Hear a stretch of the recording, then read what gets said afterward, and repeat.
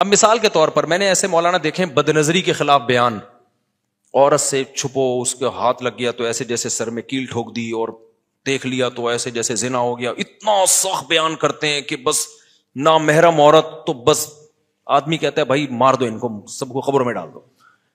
اب جب خود سوسائٹی میں جاتے ہیں تو یہ پاسبل ہی نہیں ہے عملی طور پر۔ اب کوئی آ گئی انہی کی چچی آ گئی، نامحرم ہے لیکن آ گئی، تو کیا دھکے دے کے بھگائیں ان کو؟ ان کے سر پہ دوپٹہ نہیں ہو، بیٹھی ہاں وہ یوں تو کر رہا ہے، لیکن اب سلام کا جواب تو دے گا نا اس کو۔ ایئر ہوسٹس آ گئی جہاز میں پوچھنے کے لیے کیسے ہیں آپ، خیریت سے ہیں؟ وہ یوں کہے نامحرم کو دیکھنا حرام ہے، وہ ظاہر ہے مروت کے خلاف ہے، وہ کہے گا ٹھیک ہوں آپ خیریت سے ہیں، اتنا تو ہوگا۔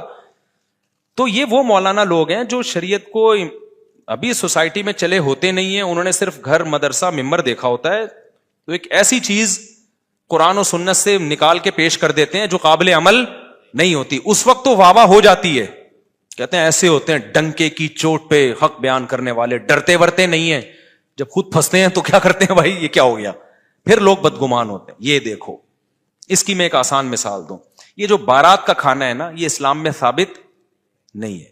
نبی نے ولیمہ کیا ہے، بیٹیوں کی شادی پہ ایک کھجور بھی نہیں کھلایا۔ اسی طرح جہیز بھی ثابت نہیں ہے۔ لیکن میں جب بھی یہ بیان کرتا ہوں نا، میں کہتا ہوں بارات کا کھانا ثابت نہیں ہے، اس کا بائیکاٹ کرنا چاہیے، لیکن کوئی ایسا نہیں ہے کہ کوئی یعنی سائیڈ افیکٹ کی وجہ سے ناجائز ہے، اس کے سوسائٹی پہ برے اثرات پڑ رہے ہیں۔ اب آپ کی اپنی بہن کی شادی ہو رہی ہے اور آپ بارات میں نہیں گئے،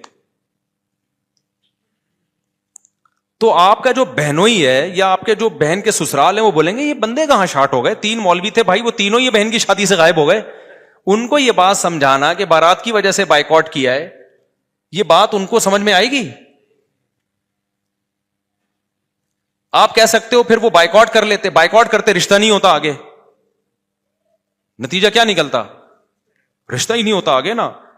تو آپ نے شروع میں بات ایسی کیوں کی ہے جو سوسائٹی میں قابل عمل نہیں ہے؟ ہمیں شریعت میں اس کی بیسیوں مثالیں، ایک سیکنڈ میں بیسیوں مثالیں ملتی ہیں کہ ایک چیز بعض دفعہ غلط ہوتی ہے لیکن مجبوری میں کیا ہوتی ہے، وہ جائز ہوتی ہے۔ ہاں وہ چیز جو سری حرام ہے نا، وہ کبھی مجبوری میں، شراب مجبوری میں جائز نہیں ہوگی، چرس مجبوری میں جائز نہیں ہوگی۔ ایک چیز ناجائز ہے سائیڈ افیکٹ کی وجہ سے، تو اب اس کا سائیڈ افیکٹ نہ کرنے میں زیادہ ہو رہا ہے، لڑکی کا رشتہ ٹوٹنے کا خطرہ ہے، تو یہ کوئی اچھی بات ہے کہ صرف بارات کے چکر میں بہن کی رشتہ ہی ٹوٹ جائے؟